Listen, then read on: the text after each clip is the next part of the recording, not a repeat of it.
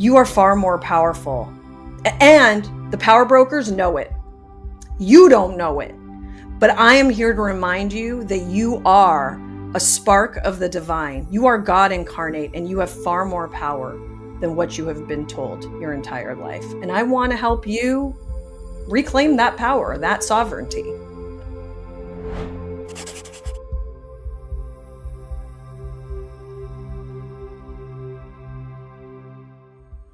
Hi, everybody. I'm Lisa Wetzel, and I am so happy that you guys joined us today. And I am excited and thrilled to talk to Maryam. And Maryam is a channel and an energy worker. But not only is she a channel, she channels multiple beings. What I think is fun about this is that she also channels dragons and ETs. And that's out of my realm since I channel the Akashic records. So I love talking to you. I want to know more. And, obviously the more that we know about the different beings that can guide us, the more expanded that we can become. So welcome. Glad to have you. Thank you. I'm so excited to be here. Thank you for having me. Yeah. So I'm just going to jump in because I'm probably more excited than the audience to talk to you and find out more about what you do. So can you start us off with just kind of giving us an idea or a brief description of what your journey is or was to get to this point to where you began channeling the Galactics? That's a big question, but I will do my best to keep it as brief as possible. So I was born knowing. I also was born to a family that was relatively open-minded to this phenomena. On my maternal side, my grandmother was very psychic. My aunt would read tarot cards. My other aunt could see auras. So this was something that was somewhat accepted in my upbringing. Also, I do have a Middle Eastern background, and I'm not sure if you know, but Middle Easterns, a lot of times when we get together, we're reading coffee grinds, and this is sort of a part of our culture. So there wasn't really a giant taboo, which allowed me to really explore what the truth is of our reality. So the short story is I was raised Jewish, but I always knew that there was something that was being left out. I was probably the biggest thorn in my teacher's sides because I was always asking really strange questions like, wait a minute, giants were real? Like you're just going to like glaze over that and not like come back to the question. So I always knew, I had a couple dark nights of the soul. I always had a deep faith in God. And those things did not change. But I think the biggest shift, especially towards channeling, occurred during the COVID lockdowns, like many people. I had always meditated. That wasn't something that was new, but now I had more time to do it more frequently. And so that was always my passion, was spirituality. So I used my free time to go deeper.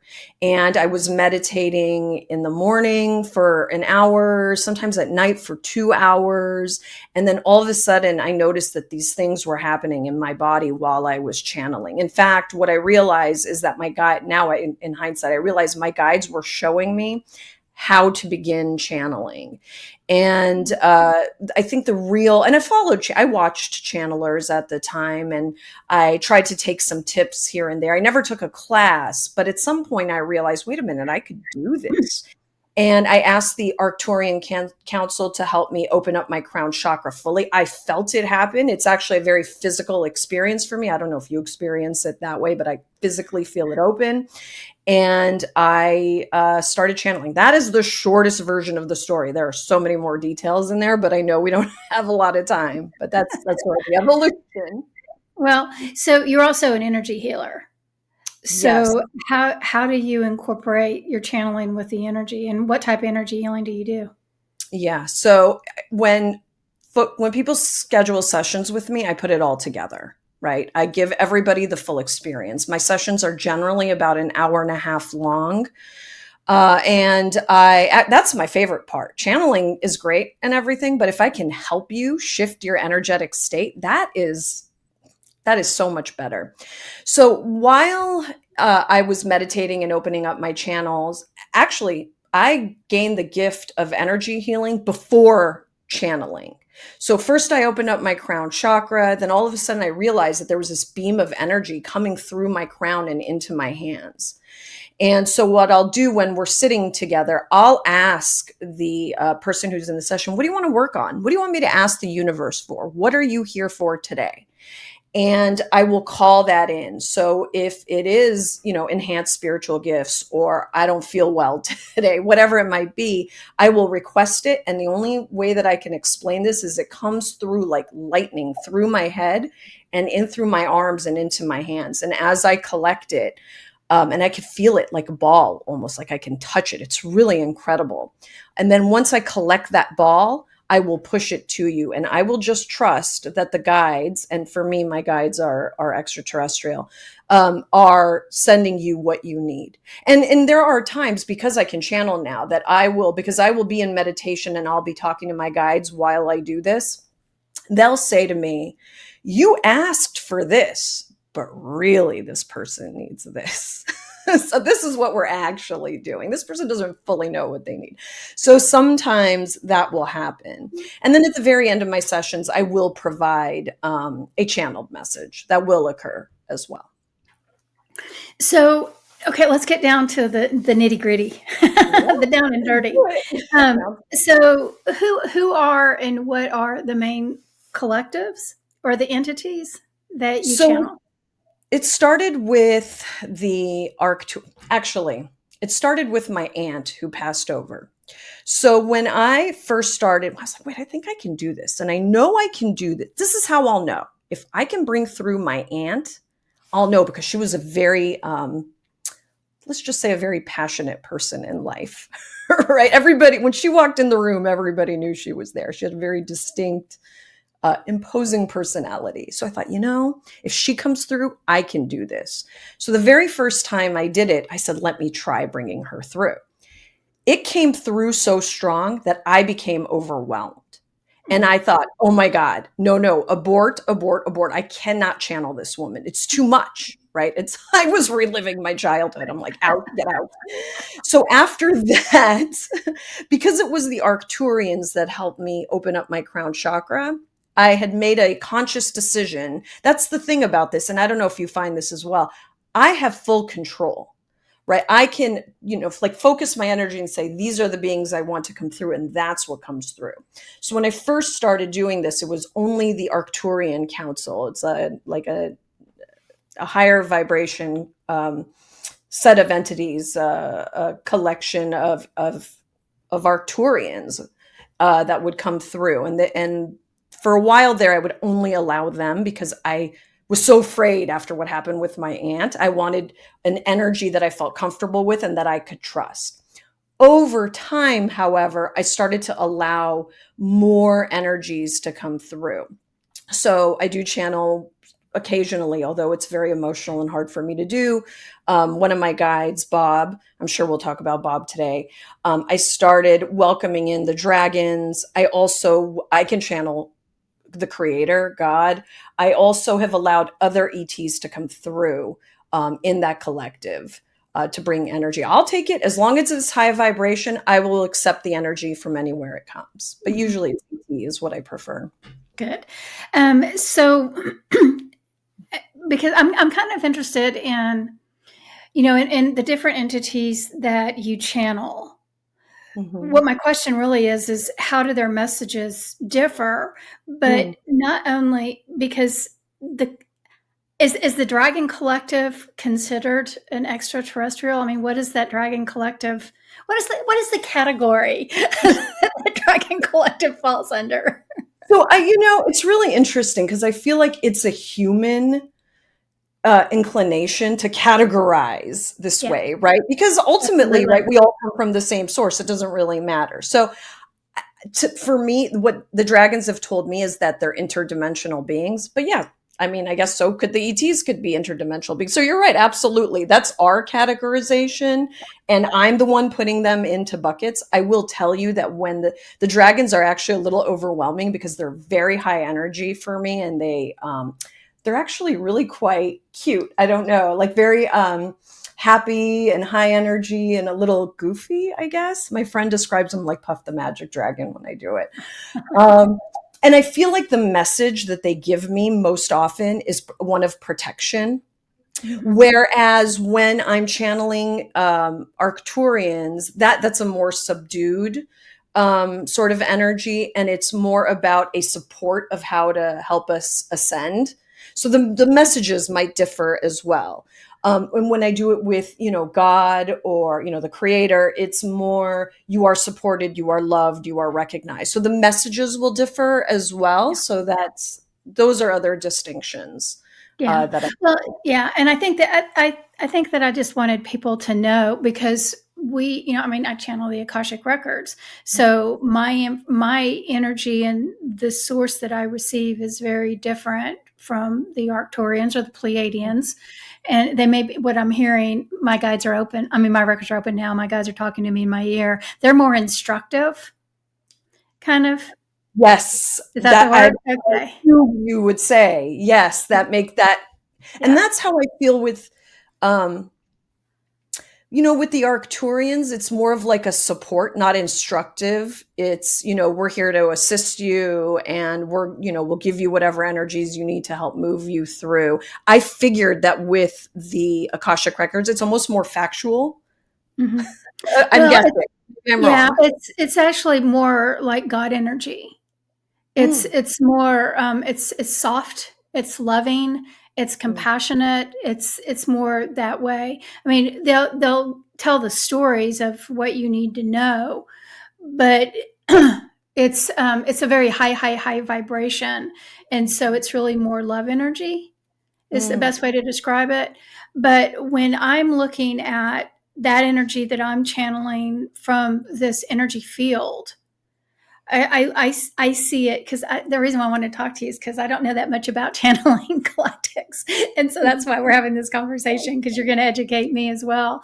But when I think about, a being mm, like the Arcturians or the Pleiadians or the Lyrans, whatever those beings are, I feel like they're coming from a more solid energy, a little bit denser energy, mm, and are more instructive in what they can provide. Like what I imagine, or what I'm seeing, is that, like, if I needed to have some kind of a download that is going to be embedded in my body, for technology reasons or whatever it is, I imagine, or I envision that coming more from an ET than mhm. from the Akashic field.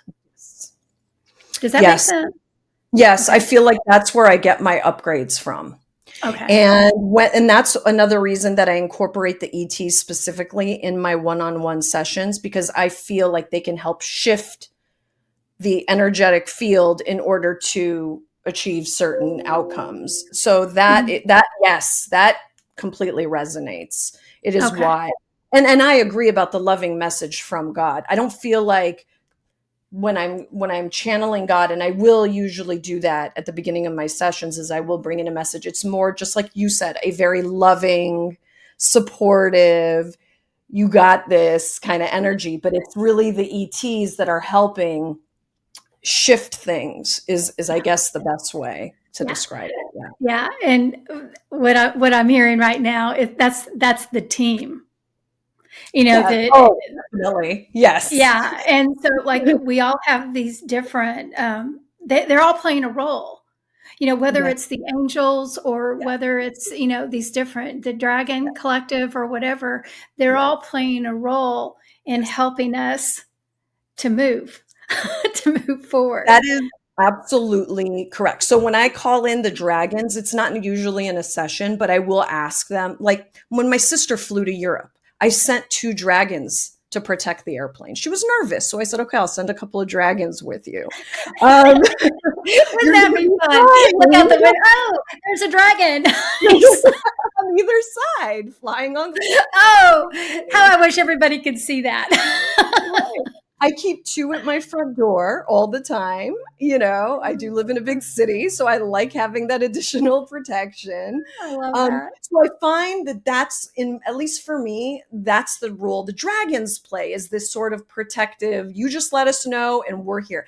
And I got to back up what you just said about the team, because what they have told me is we are collectively the boots on the ground. They're just the backup.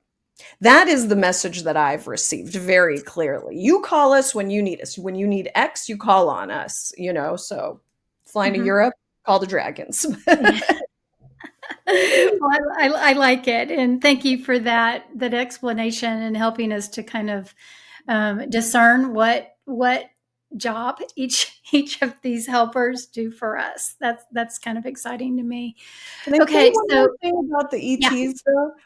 yeah, To me, their job seems very specific in that it is to help us move to a higher level of consciousness. yeah, That is for me what their role is. That is their specific job, is to yeah, help us in this ascension process. mhm, yeah. So I want to make sure that's clear, and that's why I I, call them so frequently. well, I'm glad you did because I see that very clearly too. Again, you called us as boots on the ground, but the way that I see the galactic beings is that they're surrounding us and they're Mhm. implementing the technology or the grids or whatever we need in order Mhm. to assist us in ascending. Is that how you Yeah, see it?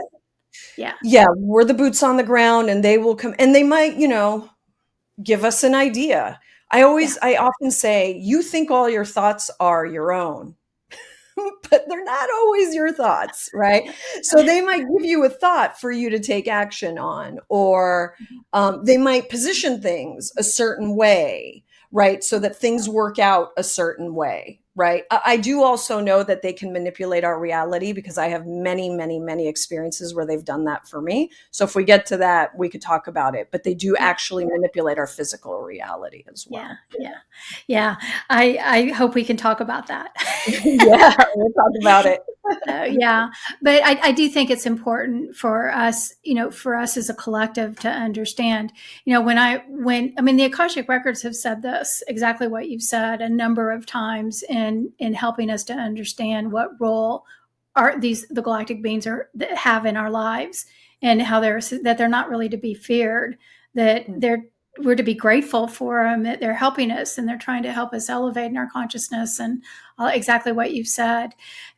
So that leads me to Bob. Let's Yes. talk about Bob. Tell us who Bob is. That show, that movie in the 80s, What About Bob? Yeah. So what about What Bob? about Bob? Okay, so let's go back to my second dark night of the soul, and during the lockdowns and my depths of my meditation. During that period, I cannot explain why.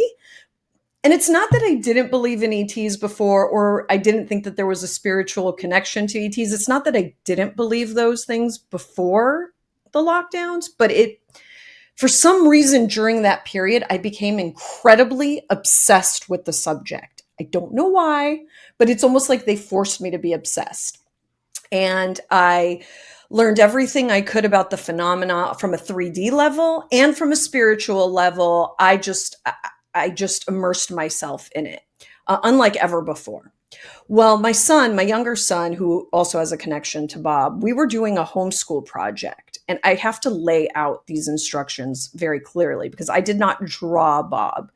Bob came to me in art, but he appeared in art manifested on his own. So this is what the instructions were. We were to take a piece of paper and fold it in half and open it up, and drizzle paint on one side. Then fold up the piece of paper, smush it up, open it again, and see what shows up. I mean, immediately an ET came through the art without me. I saw it right away. I mean, my poor kid, I shoved him aside. I'm like, move. He was only 5. So I'm like, I'm going to do the outlining of this. And that was the other instructions, to outline it. So I outlined it clear as day. There was a figure. And it took me 2 years of having Bob in my office and staring at him and trying to figure it out. Oh, this is all before channeling, by the way. It was just one step towards channeling to show me this is real. This is one of the many things that they have done to manipulate my reality. But over the 2 years that I had him up on my wall, I would stare at it, and I learned that there was so much more spiritual symbology in that art that came through that I didn't know when it first came. It took me 2 years to figure out all that symbology, but now I have it. Now I'm channeling. I channel him now. He talks very, very fast. I find that when I connect with him, I do become very emotional. Because my understanding is we worked together, we've lived together. I almost feel like he's family, and I don't know if that's genetic, but I feel like this deep emotional connection. So when I channel him, I often start crying because there's a sense of homesickness. So it's very hard for me to channel him. I know he's there, and I know he's helping me through my spiritual ascension, and that's what his role is for me right now. But it's very difficult. Like, even just talking about him, I start to get sad. And that's another way that I know this is so real. So it does become very emotional when I channel Bob. I try not to do it unless, because my younger child is connected to Bob as well. He has come here, and I can share that information as well. But so if my son has questions about his galactic history, I will touch base with Bob to answer those questions for my son. But for the most part, it's very difficult because I just start crying and I get homesick and then I get angry. I'm like, why am I here alone? I was sent first and my son was sent here to support me, and Bob stayed back. I mean, that's basically the gist of it. So where's Bob from? So this is a question I get regularly. I don't see him on a planet. I actually have astral projected, and I'm always with him on a ship every time. So I believe we've worked together on ships, not on a planet. I have done this now 3 times. Every single time I astral project, that's where he is. I will also say that when I was a teenager, before all of this ET stuff, yes, I was spiritual, but at that time, I really didn't understand the ET connection yet. I was probably 14, 15 years old. I do specifically remember standing outside of my parents' home, looking up in the sky. Again, don't know what drove me to do this, but I looked up in the sky and said, one day we'll be together again. And I had this image that there was a ship with all kinds of beings on it. I knew intuitively that I came from up there and that everybody who was on the ship did not look alike. We didn't, there was multiple. So is that Galactic Federation? I still don't know, but I know that I come from a ship with multiple beings. And I've actually seen that in astral projection many times. I just have the vision of a galaxy, Guardians of the Galaxy. Groot is in the back of the ship. There's some truth to these movies. And I'm laughing because it really is kind of funny how accurate that can be. Somebody's channeling the messages, right? Yes, absolutely. That's what they say about George Lucas and Gene Roddenberry. So. Yeah.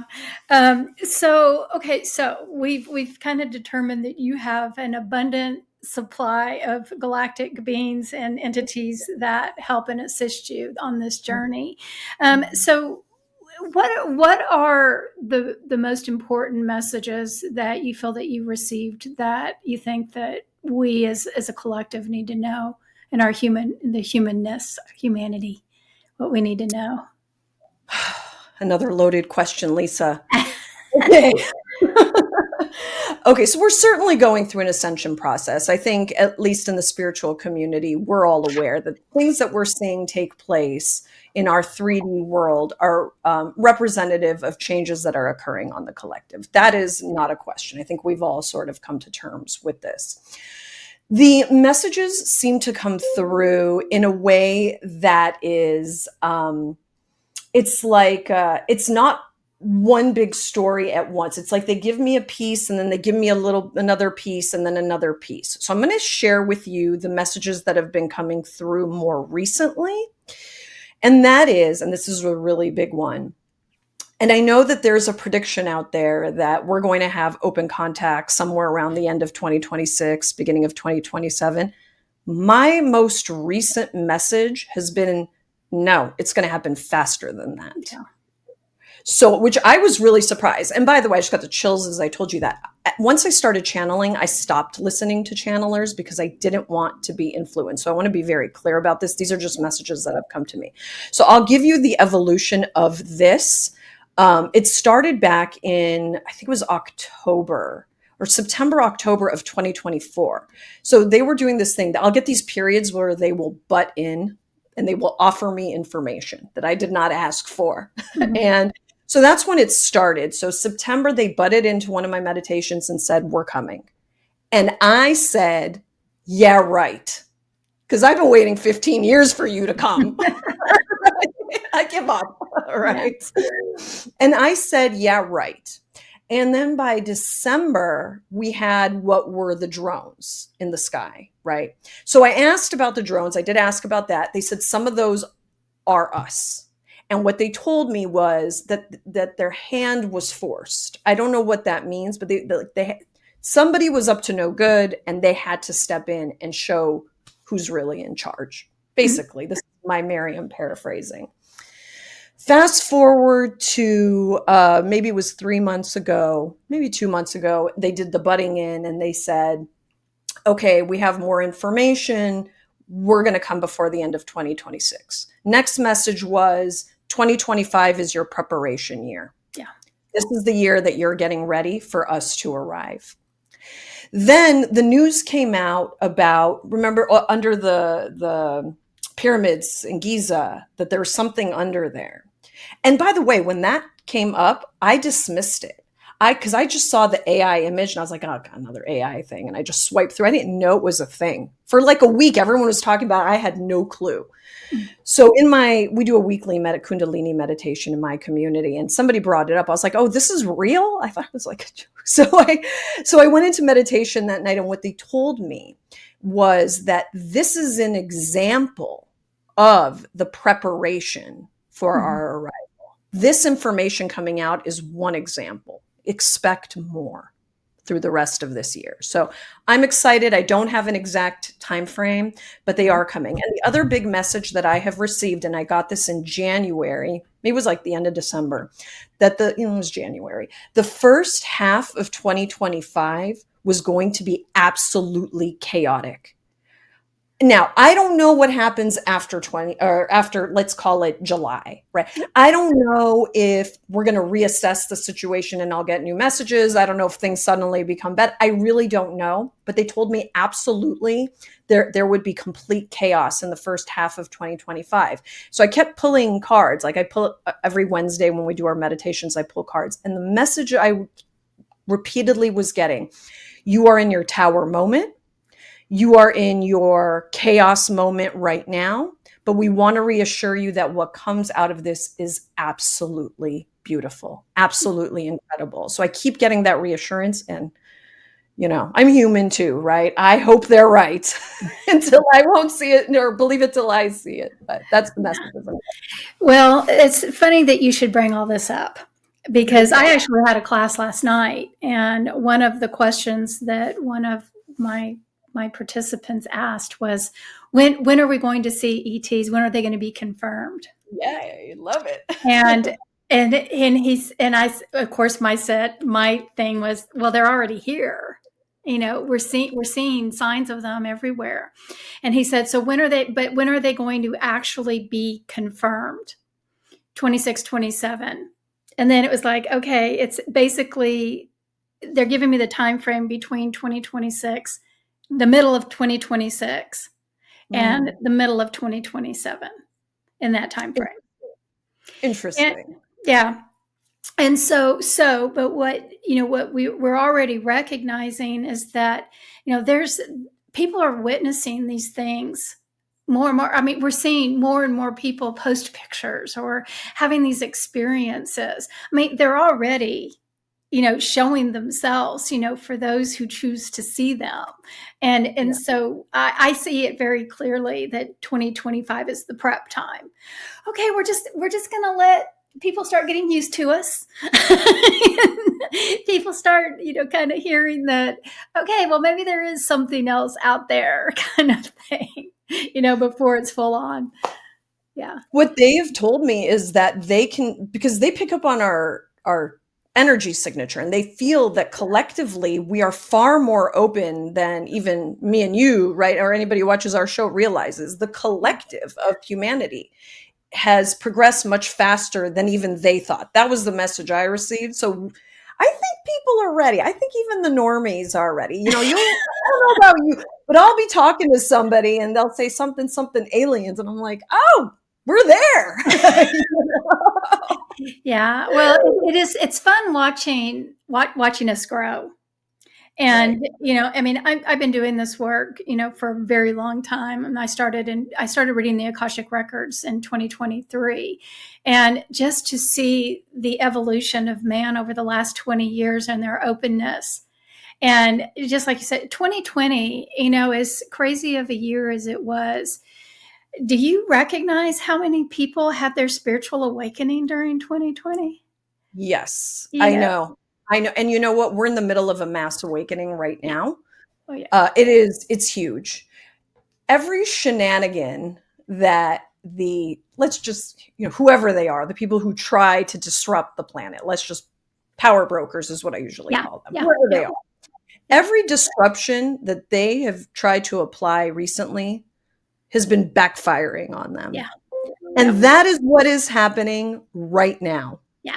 Yep. Everything is backfiring, and the awakening is happening right now. It is incredible to watch. It is so exciting. Mhm. So I'm with you. And I think ETs are a big part of all of this. Absolutely, they are. But the other thing too is that what you mentioned is this time of chaos, and Mhm. and that about in the middle of July, is kind of when this is going to shift, and I've seen that very clearly too. Oh, that is It's so confirming for me. Thank you for yeah. saying Oh yeah. that. So I'm confirming you, and you're confirming me. I It's love back it. and Thank forth you, thing because I here. don't listen to anybody anymore. So that's Yeah, fantastic. well, I don't listen to anybody either, and for exactly the same reason you do, because I don't want to be influenced and then feel like if I'm repeating something I heard, it's on a Mm. subconscious level. So I don't listen to anybody either. So it's fun when we have this confirmation. It's like, Yes. but it's also fun that how our guides are giving us the same messages. Like my guides are very different from your guides, but you're getting the same message that I am and how all of this works. So, anyway, but I've heard exactly the same thing. Like, this is the disruptive time. I mean, we've been going through this really they're saying over the last 8 to 10 years has really been the beginning of the chaos. And now we're like at the peak of it. And Mhm. this is the time where it has to be this way so that we can really look at ourselves and figure out what direction do we really want to go in? What do we really believe in?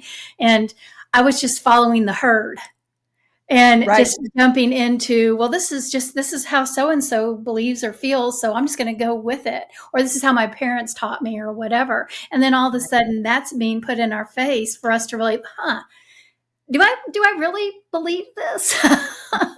Exactly. Everything's being shown to us so that we can make a decision. Yeah. So I don't know if, after July, do we pick the difficult route or do we Yeah. pick the beautiful Well, route? I don't know yeah. yet. Well, I think that this is the time we get to decide, and it's like this is the breaking time. This is the time where, we have to go through this time so that we can figure out that we want to step out of this power broker mode, Mm. like you said, Yes. the people that are fighting for the power and the money and the greed and the control, being able to step away from that and stepping more into our heart space. So to confirm exactly what you're saying, after July is almost like, okay, so I'm in the middle of the fight, and you know how we're all, wow, oh my God, what's happening? And then it's like, okay, wait just a minute, I need to get a grip. And now I need to get my feet back up underneath me, and I need to get a game plan. And that's kind of where we are right now. And by the time that July rolls around, we're going to have the game plan and it's going to be implemented. And that's, Your lips. yeah. I hope so. Yeah. Well, and again, this is you and I really basically are confirming the same thing. It's the first 6 months has got to break us, and then we'll figure. And not everybody's going to fall in this category, but those that are ready, I call us the first wave. The records Yeah. call it, we're the first wavers, the first wave of humans that are jumping over here to this fifth dimension. Oh, I cannot wait. I'm Yeah. so excited because Yeah. I have had a glimpse of what fifth dimensional life would be like, the Mm-hmm. manifestation abilities and all of that. And I'm just, I can't wait. I can't Well, wait to be that. since you opened the door, give us your Yeah. vision. Tell us All about right. it. Okay. So, and I will say that when these things were started to occur, I thought I was losing my mind. So let me preface this, right? As open-minded as I was my whole life, I still was raised in this 3D world and I still was subject to the same programming everybody else was. So let me just, it's still hard for me to believe sometimes when these things occur. Okay. Like Bob showing up in a painting, right? But there was a period where things started to physically move in my reality. Like I would throw something away in the garbage and it would be taken out and put in my sink. Like things like this. I would throw it back away, back in my sink. I emptied out a bag of cheese. I threw the empty bag of cheese in the garbage. It was empty. I emptied it. Came back the next day, that same bag of cheese was back in my refrigerator. How is that possible, right? But the biggest thing, and this was the, and I'm in denial the whole time that this is happening. I'm like, I'm losing. I took it out. I'm like, I was blaming my husband, right? I'm like, who's doing this, right? I know it wasn't my kids. They don't even want to throw garbage away, let alone go in and take garbage out of the trash. Right. So I knew it wasn't them. But the thing that really got me, and this story is absolutely incredible. Okay. Now, my little one, again, he has a lot of gifts, and I don't know if he's telekinetic. I don't, because a lot of these things happen when we're together. There's something about our power together. But we were heading out of the house, and we get in the car. I always have a full tank of gas. I live in Los Angeles. There could be an earthquake. This is one of my paranoias. I lived through the Northridge quake, so I always keep a full tank of gas. We get in the car. The gas was about a quarter of the way down. I said to my son, after we go to the store, we're going to get gas. Well, he said, okay. Now, this part of the story is important because he says, for the first time ever, I don't know what drove him to ask me, but he's like, how did the gas gauge work? I'm like, oh, I never taught you this. So I pull him over and I show him how it all works. I show him the range. You know how it tells you how far you can drive based on your gas. And I said, look, if we don't fill the gas tank up, we can only go 260 miles. And then he says to me, this is important. If we fill it up, how far can we go? And I said, I don't know, based on this driving, probably like 325. I don't know, I made up a number and I said, okay. So off we go to the store. We go into the store. We weren't in there more than 15 minutes. We come back out. Next stop, gas station. We turn on the car. I turn on the car. The gas tank is full. More than full. It was above the fill line. They filled my gas tank. I thought I got in the wrong car, right? Because I'm, human looking for a rational explanation. I looked at my son, I'm like, are we in the right car? I'm like, the gas tank's full.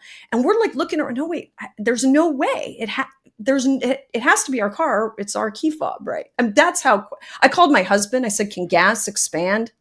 And he's like, not that much. I'm driving. I'm like, let's drive and see what happens. Cause maybe, it swishes around as you go uphill. No, never changed. But here's the craziest part. The range on the thing, on the meter, the number was 333.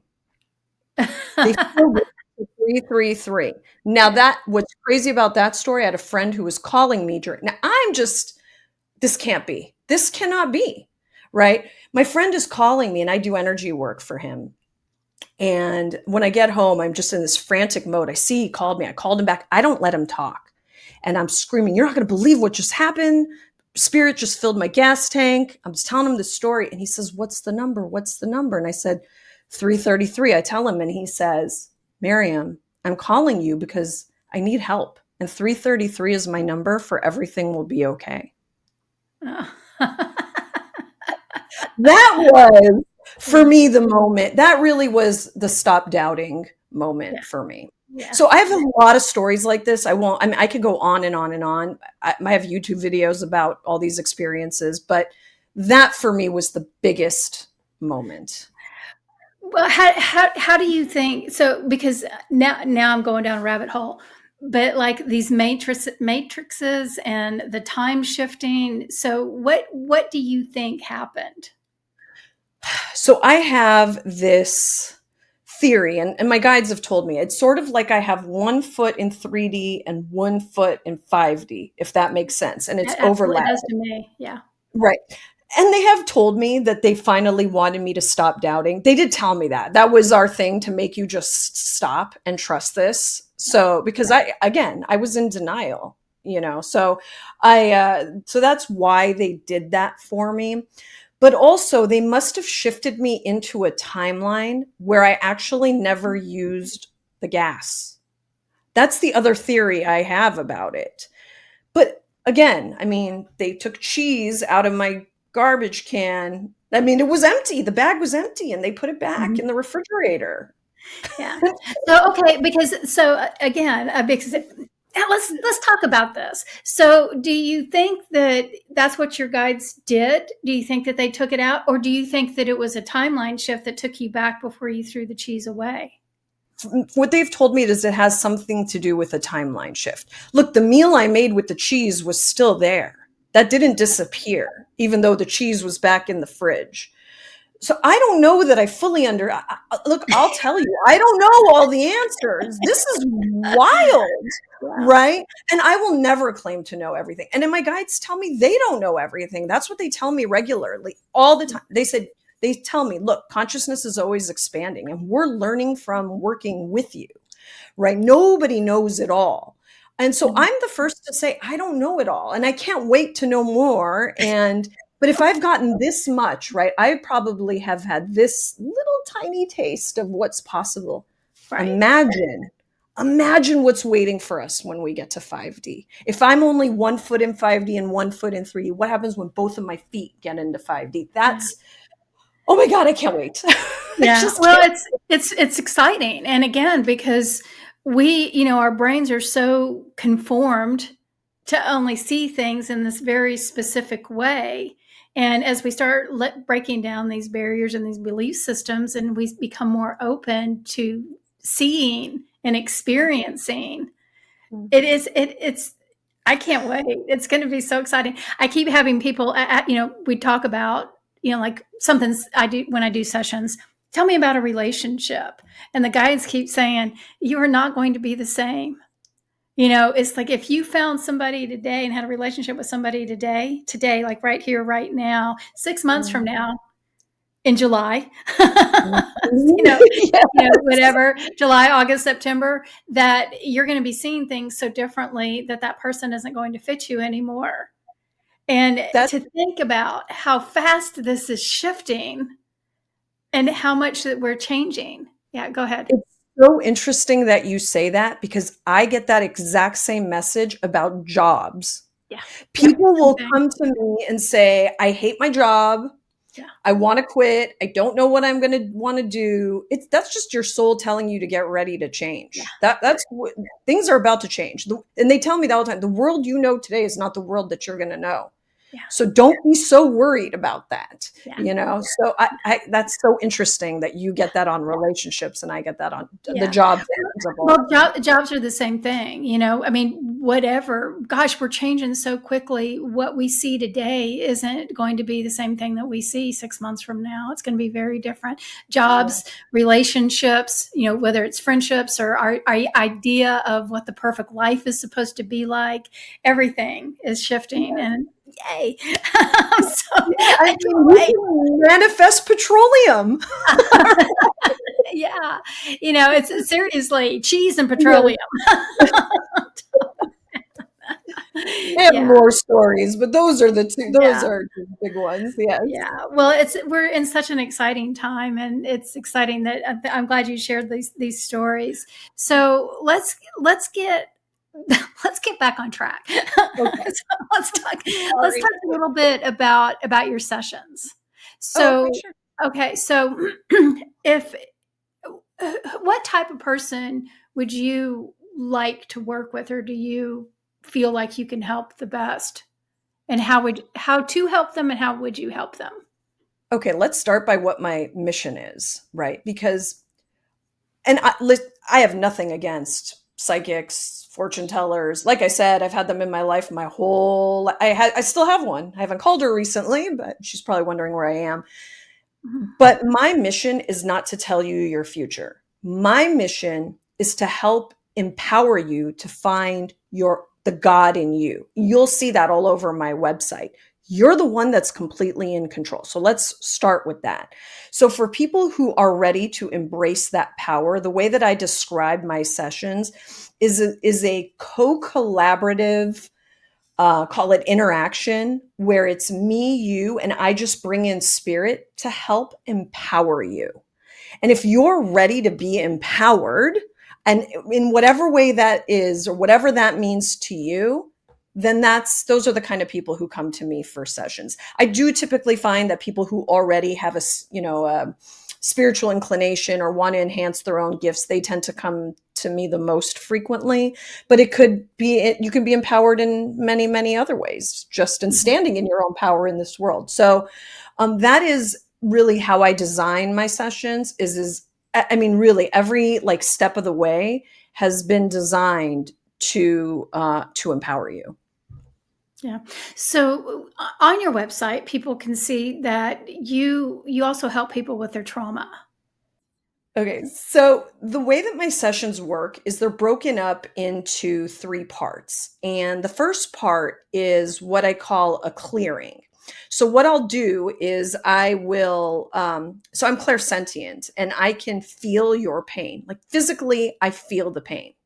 So I will know as I check your chakras where the pain is, and I will come out and we will discuss it. And then I take you through a process to clear that trauma from your physicality. And we just work through it together. Does it 100% clear the first time? Sometimes yes, but it really depends on the person, the level of trauma. But I will give you tips to walk away with to continue clearing this from your energetic field. But what's beautiful about that is once we clear that low density, low vibration energy from your field, what that now does is it makes room for us to insert the things that will empower you, which is then the next step. So part 2 would be the energy work. Remember earlier we were talking about how do I combine all these things? So the second part of what I do is I put you into a meditative state, into a theta state to receive. And while you're in that theta state, that's when I call in the guides to do the energy work and push it all out to you. And then the very last part, in case anybody's interested, I have 3 tarot cards ready to go, and I will channel a message and I let my guides read the cards for you. So that's just kind of a fun little thing at the end that people like. But for me, the energy work and the clearing is probably the most important because we're clearing the junk from your energetic field and we're making room for blessings. And so why do you think that's important? Because that's so interesting you asked me that question because I just made a YouTube video about this. Okay, so if you don't clear what is holding you back, it's very difficult to receive the blessings from the universe. So one of the things my guides have told me is when you hold these things, you're trying to control outcomes. You're holding on so tight to all these, whether it's something negative that happened to you or something difficult you're going through right now, and it's weighing you down. And because you're so consumed by it, you're not clearing the way for the blessings to come in. So in order for you to, get the job you want or get the relationship you want or just the spiritual ascension, we have to get rid of all the garbage that we have accumulated through our 3D existence. And that's part of the ascension process anyway, right? You're shaking your head. Yes. So let's get rid of the garbage. Just the shadow work is what it is. That's why you're here. That's why I'm talking to you because, and the reason why, not only because I think that just channeling Galactics and the whole thing is fascinating to me and all these different perspectives that we've talked about, but my focus, and especially doing these podcasts, is to provide resources for people to gain the ability to ascend. And it all has to do with letting go of all the barriers, all the blockages, all the traumas, all of these belief systems that we put it exactly how you explained it. And so I really want people to know you and what you do, because the work that you're talking about doing it's a step towards this ascension process that we're just talking about, where you can witness cheese reappearing. You can all of a sudden have a full tank of gas and all of these things, and everything that we're talking about in elevating to this fifth dimensional consciousness has to do with the work that you're talking about doing right now. And I just want people to understand that there's so many different resources and ways that we can let go of this trauma, and you're a different resource. And so again, thank you for doing your work, because I know that Thank you. you talk about having, you're not a fortune teller, and you and I are so much on the same path, because I don't like that. I'm not a fortune teller either, and so what is your philosophy on predicting the future, or what is your feeling about being that fortune teller, Right. future teller? And remember, I have my own psychic, right? And when I need her, Mm-hmm. she was my therapist for Yeah. many years. But it's when you are getting a prediction, it's a possibility based on what is happening right now, the energy now. It can change, which is why my prediction about what happens after 6 months, I don't know. I'm very clear about that. I feel like I only got that reading of get ready for chaos because it's very evident that that is happening right now. Maybe it's when we get to July, we reassess, right, where humanity is, and we'll give you an update. I'm not quite sure, but timelines can shift. We have free will. And I don't know about you, Lisa, I don't know if you've ever had a psychic reading, but if I've had readings and people told me this is XYZ is going to happen. And I've literally said, no way that's going to happen. I'm going to make sure that doesn't happen. Right. So you have free will. Those are sort of the problems with predictions, but that doesn't mean that I don't get messages. I often do. Listen, I gave you a bunch of predictions now. ETs are coming soon. Right? We're all ascending. It's just that the timelines can shift, the energy of the situation can shift. And again, you have free will. That's a big component of it. You can change the outcome. Well, and I think that this is important for people to know too, because again, what is the most common question? Like you said about jobs, what's my future with the job that I currently have, or what's the future with this boy I'm dating, or whatever. And, and being able to understand that we all have free will, and there's not really one independent action that is done solely upon me. There's all these different Right. pieces and parts that have to be put together, this silly thing called synchronicity. There's Yes. all of these pieces of the puzzle have to be put together, and the timing has to be exactly as it is right here, right now.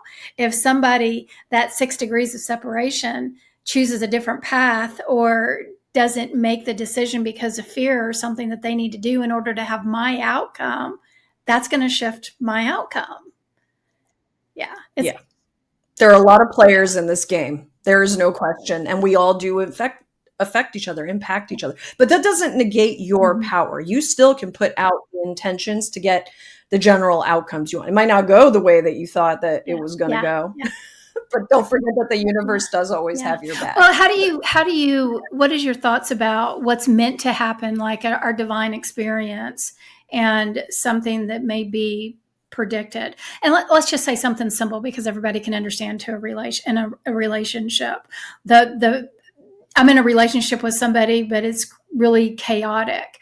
Is this relationship meant to be part of my path, or was it a choice I made? How do you think all of that divine, what is our blueprint, or all of the stuff that our soul's supposed to experience, compared to our adventures that we go that's predicted for us? So my feeling is that we have major life themes or major things that we need to experience. It's our choice, right? The free will of how do we navigate it? How do we experience those things? Sometimes those themes repeat until we learn them. So it's a combination is how I would describe it. And I don't know if you have ever read, I now have tarot is a big part of my life, but tarot is a great example of that. Tarot is, I always describe it as two decks in one. You have your major arcana and your minor. Well, your major arcana are your major life themes. And that's sort of how I see the blueprint, right? Right now, you have to be going through a tower moment, right? That is a learning lesson for you. But the minor arcana is the mundane, how you deal with it. And that's where the free will comes. Am I going to do, X, or am I going to do Y, right? Which way am I going to go? That's the part where it becomes your choice. But the themes, they don't go away because that's in your blueprint. So that's how I see it. Well, I agree. Good. Okay. So, so what is there a last message that you feel like you would like to share that would help our listeners? You are more powerful than you have been led to believe. You, especially when we come together collectively, I actually got that message last night in group. You are far more powerful. And the power brokers know it. You don't know it. But I am here to remind you that you are a spark of the divine. You are God incarnate, and you have far more power than what you have been told your entire life. And I want to help you reclaim that power, that sovereignty. Yeah. That's a good one. That's a good message. Thank you for sharing that. So tell us a little bit about how people can get a hold of you. And also, you do have something that's very different than other people. You do your sessions on a donation basis, which yes. Thank you for mentioning that. And the reason why I am too is because that's a big thing for a lot of people. Not being able to afford other people, to do that. So anyway, so that's a gift just in itself that you're offering people. So tell us all about what you provide and how we can find you. Yeah, my belief system is that, money shouldn't dictate your ability to ascend. So I will do everything I can to make it as accessible as possible. So there's a number of things going on. So one, I do have a YouTube channel with all my crazy stories, and I have a lot of them. But two, you could go to my website. It's activateyourlight.com. So you see the empowerment is in the name. You can book a session with me there, a donation-based session with me there. You can email me at Maryam@activateyourlight.com. And then I'm going to throw in one last thing. I keep mentioning this. I keep alluding to this, but every Wednesday night we gather to do a Kundalini meditation. And this is, I think, is one of the coolest things that we're doing. As a community, we come together, and this room is filled with so much love and just incredible people. And we benefit from each other's energies. And what we're starting to find is that the more often people show up, their own abilities are starting to come online. I just got an email this morning from a woman who said, "Oh my God, I'm starting to have all these experiences." So the Wednesday night meditations, also, I don't charge, right? Everything is on donation basis for me. So if you just need a meditation group, that's another way. You could just shoot me an email and I'll add you to the list. So do you do that via Zoom? The meditation class? Yes, everything's via Zoom. Yep. And every Wednesday, what I'll do is I send out the link. And it's 5 p.m. Pacific, so 8 p.m. Eastern every Wednesday. Okay. Well, Maryam, what a pleasure. I've enjoyed this conversation. And again, I love to see how I keep running across people that we're so aligned. And again, thanks to the universe and our guides for sending the messages out. We are listening.